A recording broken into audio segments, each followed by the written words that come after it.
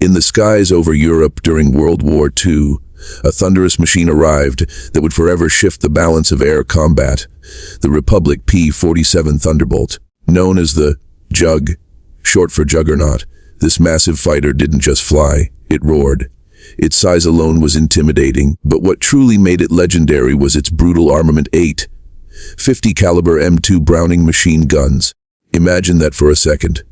8 streams of deadly firepower unleashed at once, each capable of ripping through aluminum, steel, and flesh. For German Luftwaffe pilots flying the Foch, Wolf FW-190, a fighter that had dominated the early war years, the appearance of the P-47 was nothing short of a nightmare. The FW-190 was fast, maneuverable, and heavily armed in its own right, but when confronted with a wall of 50 caliber lead from a P-47, many German pilots suddenly realized they were not just in a dogfight.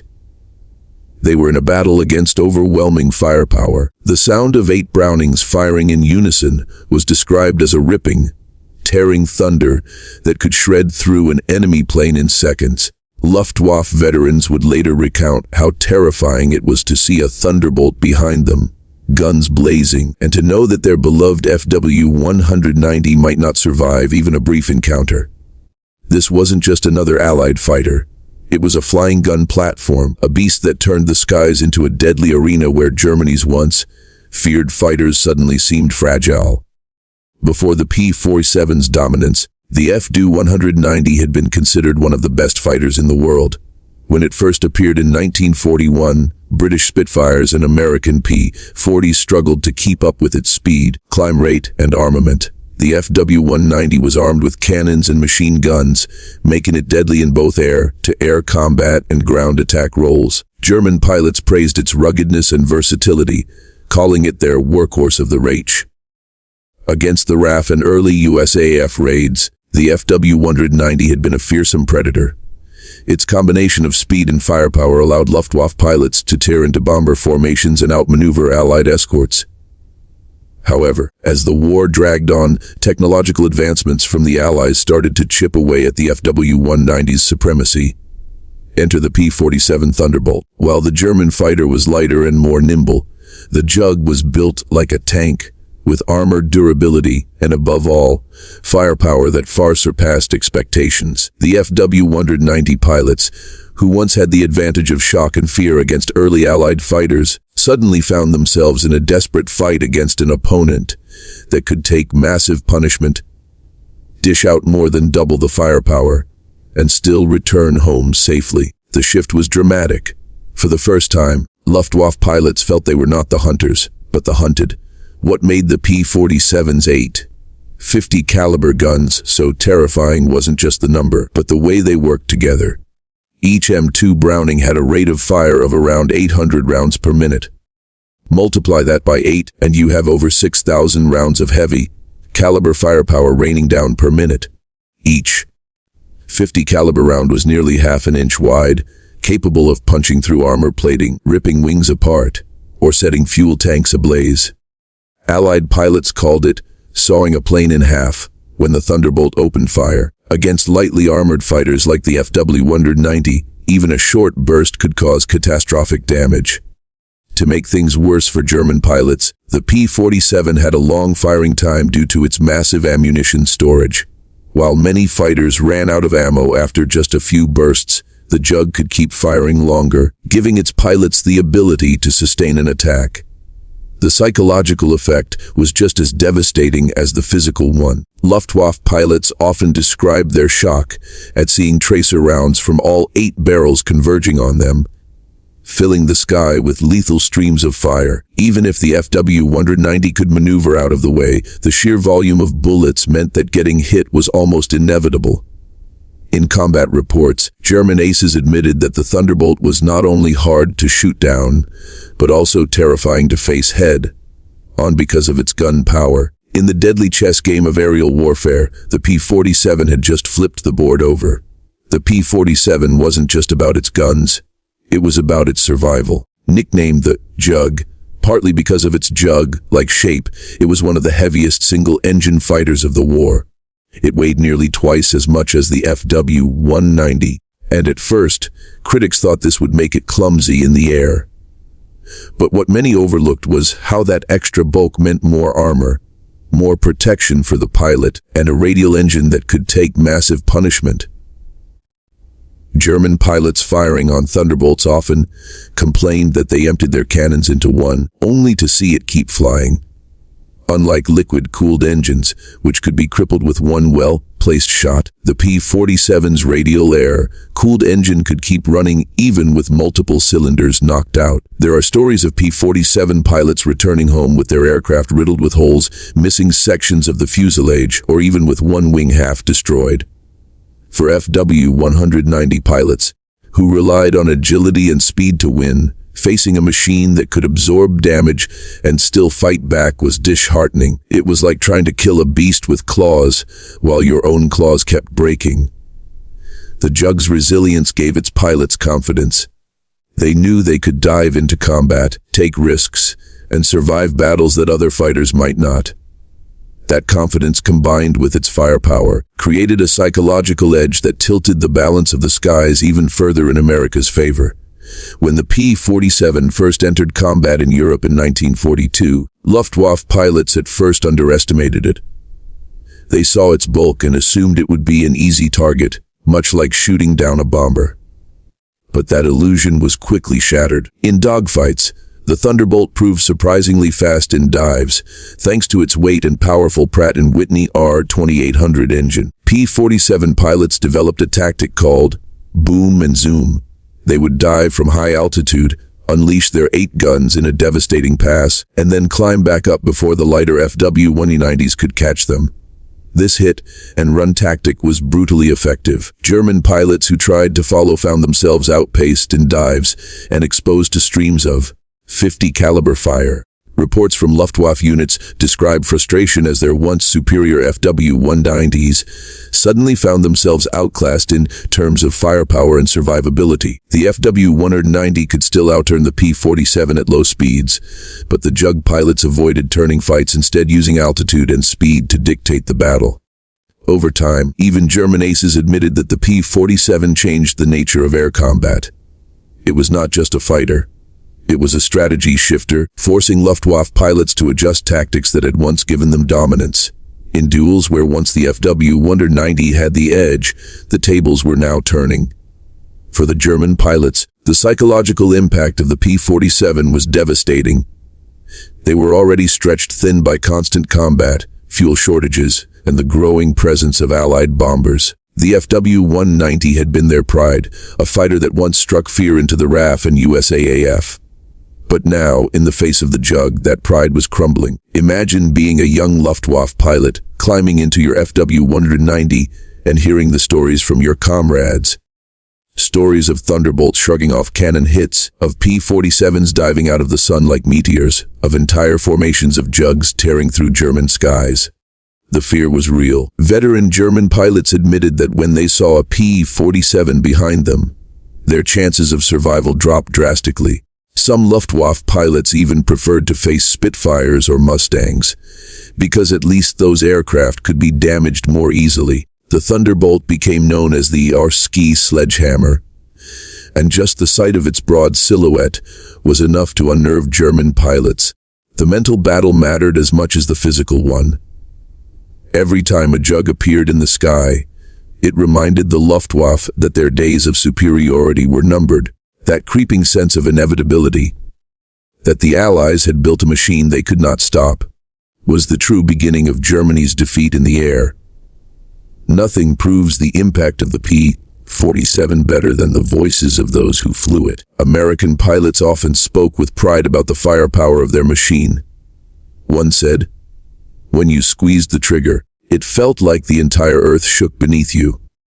They loved how the 50 cals didn't just fire, they obliterated. Accounts describe German fighters bursting into flames, wings shearing off, or cockpits exploding after just a few seconds of sustained fire. Pilots who switched from lighter planes like the P-40 or Spitfire were astonished by how much punishment the Jug could deliver and take in return. One recalled limping back home with an engine almost completely shot to pieces, yet the P-47 kept flying as if refusing to die. On the other side, German pilots told a darker story. They spoke of diving on a Thunderbolt, unloading everything they had, and then watching in disbelief as the Jug stayed in formation, still dangerous, still firing. One Luftwaffe ace admitted that the P-47 was like trying to kill iron.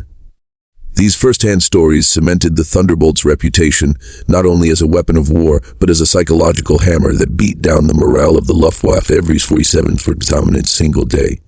The true stage for the P-47's dominancy came, and it began escorting American bombers deep into German territory. The Luftwaffe's main strategy was to shred Allied bomber formations with FW-190s and FW-190s before they reached industrial targets. For a while, this strategy worked. Bombers flying without escorts suffered catastrophic losses. But when Thunderbolts joined the formations, everything changed. Flying above and around the lumbering B-17s and B-24s, the P-47s became guardians of the skies. German pilots who dove into bomber streams suddenly found themselves intercepted by walls of 50 caliber fire. Entire squadrons of FW-190s that once tore bombers apart were now cut down before they could even get close. This role as a bomber escort made the Jug a nightmare for the Luftwaffe.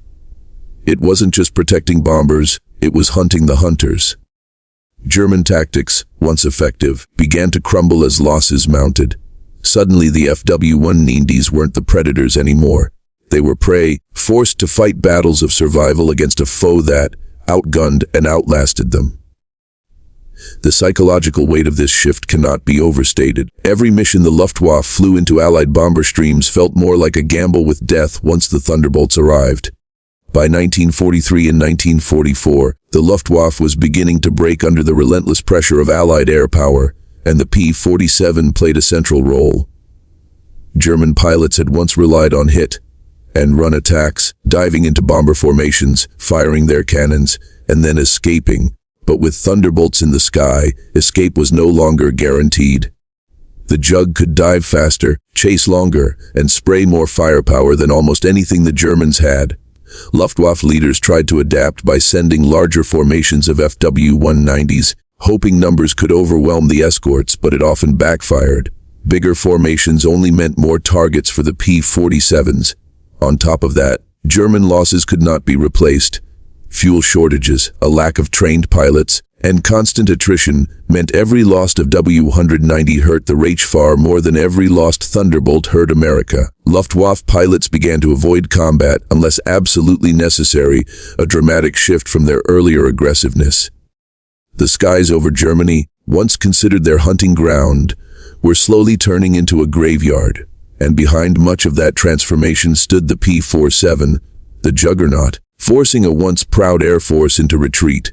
As the war progressed, stories of the P-47's dominance became legendary. Allied pilots boasted about how much destruction their Jugs could cause in a single sortie.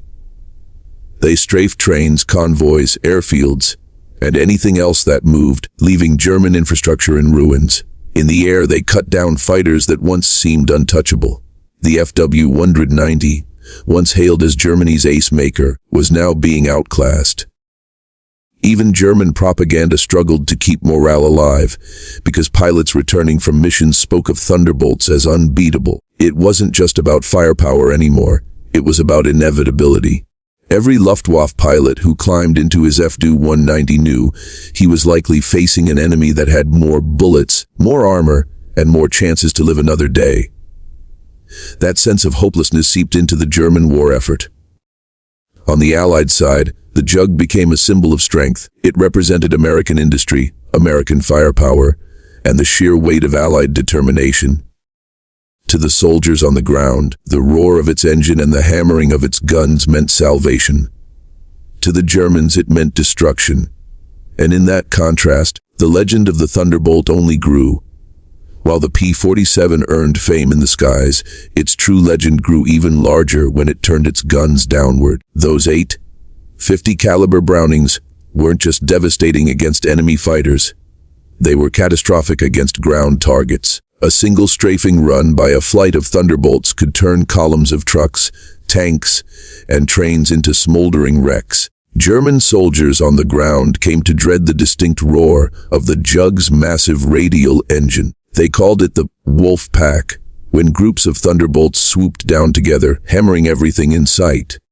Unlike the FW-190, which was effective but more fragile in ground attack missions, the P-47 could absorb flak, shrug off hits, and still complete its run. Allied pilots became expert at train busting, destroying locomotives and supply lines, cutting off the lifeblood of the German war effort. Entire divisions stalled because their supplies were wiped out by Thunderbolts. German soldiers nicknamed it the Butcher, because its strafing runs left behind fields of twisted steel and broken morale. What began as an escort fighter had become one of the most versatile and destructive multi-role aircraft of the entire war. To Germany, the Jug wasn't just a threat in the sky, it was a terror that followed them everywhere. When comparing the P-47 to other Allied fighters like the P-51 Mustang or the British Spitfire, debates often flare about which was the best. The Mustang had range, the Spitfire had agility, but the Thunderbolt had raw, unstoppable force. While some pilots preferred the Mustang for its sleek speed and long-distance escort role, many ground troops swore by the Jug because of its ability to save them on the battlefield. Unlike the Spitfire, which was nimble but lightly armed, the P-47's 8.50s made it a flying fortress of its own. It was also more rugged than the Mustang, able to take damage and keep going. In many ways, the Jug wasn't as elegant as its siblings, but it didn't need elegance. It needed brutality, and that's what it delivered. Pilots who flew both often admitted that while the Mustang was a scalpel, the Thunderbolt was a sledgehammer. And in a war that demanded overwhelming firepower, the sledgehammer often proved more decisive. Against the FW-190, both Allied fighters had success, but it was the Jug that consistently struck fear into German pilots' hearts because of its reputation for sheer indestructibility and unmatched firepower. As 1944 arrived, Germany's desperation became painfully clear. Fuel shortages meant training for new pilots was cut short, leaving inexperienced men to face hardened American aces in P-47s. Luftwaffe commanders tried to introduce new aircraft like the Me-262 jet fighter, but these were too few and too late to turn the tide. Meanwhile, the FW-190s that remained in service were increasingly outmatched. German pilots described a sense of dread whenever they were ordered to intercept American bombers because they knew Thunderbolts were waiting. In many cases, FW-190 squadrons were slaughtered before even reaching the bombers. The once proud German Air Force had been reduced to a shadow of its former self, and the Jug was one of the main reasons why. Even the most skilled German aces admitted that the Thunderbolt had changed the balance of air power permanently. With every passing month, the Luftwaffe lost more aircraft, more men, and more hope. By the time Allied forces invaded Normandy in June 1944, the Luftwaffe was so weakened by constant P-47 attacks that it could barely put up a fight. Germany's dream of air superiority was dead, crushed under the weight of American industry and the relentless roar of the Thunderbolt. The arrival of the P-47 in mass numbers marked the turning of the air war in Europe. Before its debut, Germany had dictated the pace of aerial combat, with fighters like the FW-190 dominating skies over Europe. But the Jug shifted that balance completely. Suddenly, the Allies could not only protect their bombers, but also go on the offensive with devastating effect. Missions that once seemed suicidal, deep raids into Germany, became possible because the Thunderbolt was there to smash through enemy defenses. As German industry and transportation networks were systematically destroyed, the Luftwaffe found itself grounded more often than flying. The P-47's role in this shift cannot be overstated. It wasn't just another fighter, it was a game changer, a weapon that combined survivability, firepower, and versatility in a way that Germany could not match. By the middle of 1944, the Luftwaffe was no longer the master of the skies, but a desperate force clinging to survival. The Jug had helped flip the script, turning Allied air forces from underdogs into the dominant power in the European theater. It was, quite simply, the hammer that broke the Luftwaffe's wings. On June 6, 1944 D-Day, the P-47 Thunderbolt cemented its reputation as one of the most important aircraft of the entire war. As Allied troops stormed the beaches of Normandy, Thunderbolts roared overhead, providing relentless air cover. They strafed German bunkers, cut down machine gun nests, and destroyed convoys rushing to the front. In one day, the Jug proved why it was called the soldier's best friend. While FW-190s tried desperately to intercept, most never even made it close enough. Luftwaffe bases were pounded by P-47 raids before planes could take off, and those that did were swarmed by Thunderbolts circling the skies like vultures. Allied soldiers on the ground often said that the P-47 gave them hope in the middle of hell. Whenever they saw one swoop down, they knew the enemy was about to feel pain. The German army, on the other hand, dreaded the roar. Tanks, armored vehicles, and artillery were picked apart by strafing runs, forcing German defenses to crumble under both air and ground assault. The FW-190, once the terror of the skies, was now a hunted relic, unable to hold the line. On D-Day, the Thunderbolt became more than a fighter. It became a symbol of Allied power, crushing German defenses from above. Behind every legendary machine are the men who flew them, and P-47 pilots became heroes of the skies. These men didn't just escort bombers. They hunted enemy fighters, shredded supply lines, and risked everything to bring destruction upon the Reich. Many of them had incredible stories of survival, owing to the Jug's toughness. One pilot landed his Thunderbolt with an entire cylinder bank blown apart. Another flew hundreds of miles home with massive holes in his wings, and countless others lived through hits that would have downed any other plane. The courage of these men turned the P-47 from just a machine into a legend. They knew the Jug was their guardian angel in return. It gave them the confidence to dive into the most dangerous missions. German pilots, meanwhile, respected these American aviators, admitting grudgingly that the Jug pilots were relentless and fearless. In memoirs written after the war, many Luftwaffe veterans spoke of the terror of facing a determined P-47 pilot, describing them as warriors who wielded a weapon no German could match. It wasn't just technology that won the skies, it was bravery paired with overwhelming firepower. Together, the men and the machine became an unstoppable storm. The FW-190 story is one of rise and fall. At its debut, it shocked the Allies with speed, agility, and deadly armament. But by 1944, the plane that once symbolized German air power was falling behind. The Thunderbolt, along with the Mustang and the Spitfire, pushed it into obsolescence. German engineers tried to upgrade the FW-190 with better engines and new weapon systems, but nothing could close the gap. Against the Jug's firepower and durability, even improved FW-190 variants suffered heavy losses. Luftwaffe pilots who once celebrated their aircraft now cursed its limitations. "We were sending men to their deaths," one German officer admitted.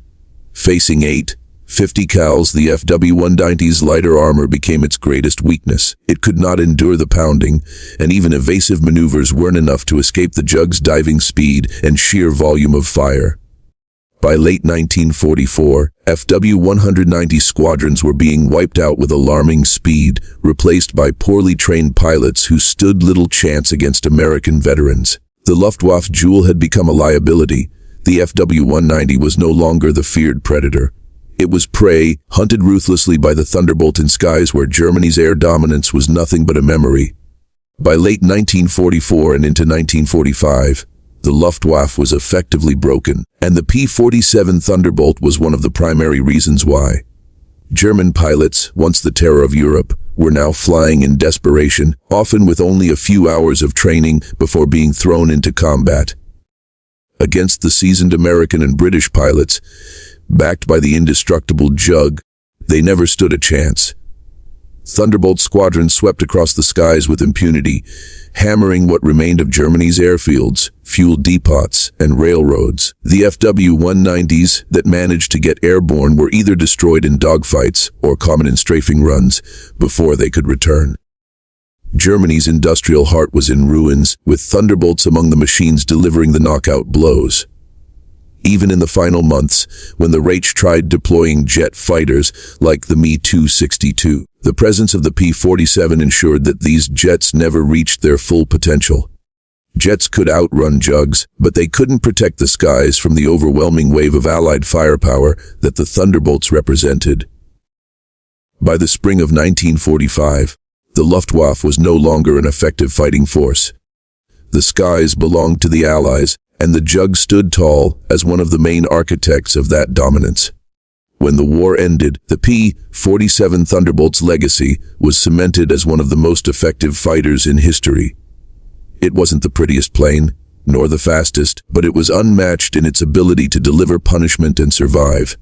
Many historians argue that while the P-51 Mustang gets much of the glory for its long-range escort role, it was the Jug that bore the brunt of the war, flying thousands of missions and destroying more targets than almost any other fighter. After the war, the P-47 continued serving in various air forces around the world, including in Latin America, where it remained in use for years. Pilots who flew it in peacetime spoke with the same respect as those in combat, praising its ruggedness and reliability. Museums today still showcase the Jug, and veterans often smile when they stand next to it, knowing that it brought them home when lesser machines might not have. Its reputation as a flying tank, a war-winning machine, and a protector of soldiers on the ground has ensured that the Jug will never be forgotten. It was not just a tool of war. It was a guardian, a symbol of industrial might, and a reminder of what happens when overwhelming firepower meets pilot courage. In the grand story of World War II, the P-47 Thunderbolt stands as a symbol of Allied determination and dominance. Against the FW-190, it proved that Germany's best could be matched and beaten, not only in terms of design but in sheer execution of strategy. The Jug represented more than a plane. It represented the United States' ability to harness industry, technology, and manpower into a weapon that crushed one of the most formidable air forces in history. German pilots who once boasted of superiority came to dread the sight of it. Allied soldiers cheered its roar overhead. Civilians in occupied countries looked up and saw hope in its contrails.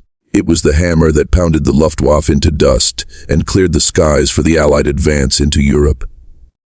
Even today, aviation historians and enthusiasts marvel at its sheer size, its toughness, and its devastating firepower. The 8.50 caliber machine guns that once shredded FW-190s out of the sky are remembered not just as weapons of destruction, but as instruments of liberation. In the end, Germany was indeed stunned by the unstoppable force of America's P-47 Thunderbolt, a machine that proved once and for all that no empire can withstand the relentless weight of freedom armed with overwhelming firepower.